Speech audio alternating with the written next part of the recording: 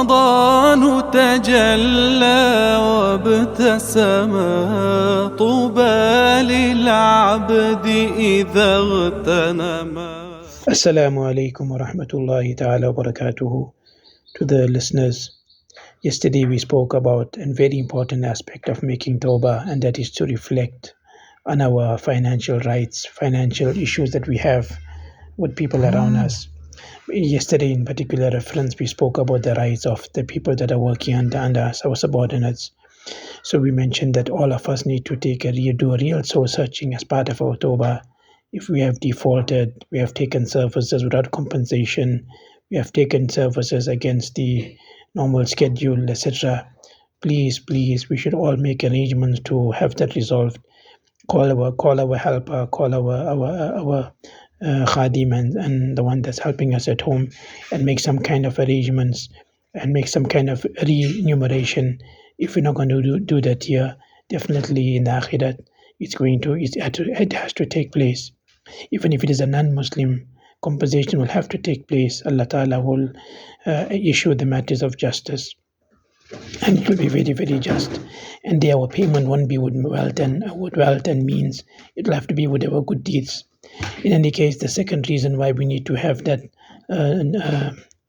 sorted out is that it is no use that we are making great amounts of ibadat and think that is getting accepted when there is a heart out there that is cursing us and making lanat upon us.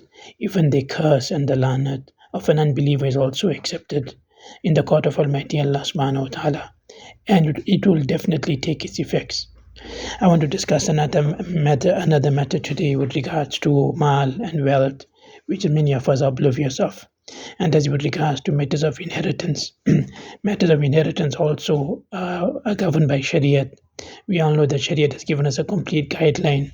There is a surah An-Nisa in the Quran Majid that gives us an entire aspect with regards to inheritance. One of the matters of inheritance that we have to really do some soul searching about is that many a times we find that because of some issue at home, certain people want to disown their heirs, and they do such actions and such agreements and contracts with their law advising fraternity that way they are depriving somebody of their inheritance.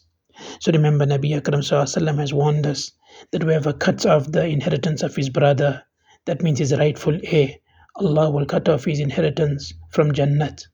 So this is something very, very serious.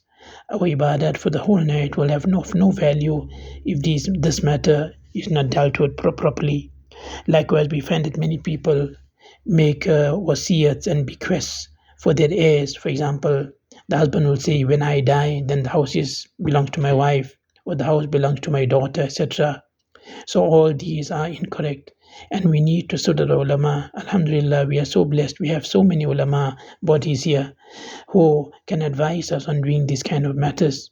Nabi Akram ﷺ mentioned that a man and his wife make ibadat of Almighty Allah subhanahu wa ta'ala for 60 years, and then finally at the end they make such a wasiyat, such a bequest for their inheritors, which is damaging and incorrect. فَتَجِبُ لَهُمَ النَّارِ. Nabi Akram ﷺ said, such an ibadat of 60 years which the husband and wife made, but because of doing this matter of inheritance incorrectly, the fire of Jahannam becomes wajib for them. Respected listener, this is something very, very, very serious. We need to take it into consideration its resolvement. With immediate effect, we should get in contact with the ulama and find out with them whether what we are doing is correct or not. Otherwise, this will have very, very disastrous consequences, and such a tawbah of ours will be unfulfilled and not correct. So this is with regards to maliyat, with regards to money issues, and like that, so forth and so on. Many people, this is the third point I want to bring to our attention, is that many people who are in the employment of others. So we must all remember that by Sharia, the time that we spend at the place of the employment belongs to the employer. We have pledged our time to them during the time of employment to, for example, use the facilities around us, not for the work of the employment, the lights, the telephone, the computer, and all these things. Or, for example, to go through our messages while sitting at the place of employment and not attending to our responsibilities in Sharia is known as khiyanat. This is dishonesty. And this is we're actually stealing from the time and from the resources of the employer. This also, sadly, is being done on such a large scale. We see our WhatsApp messages during that time without permission. All this is impermissible.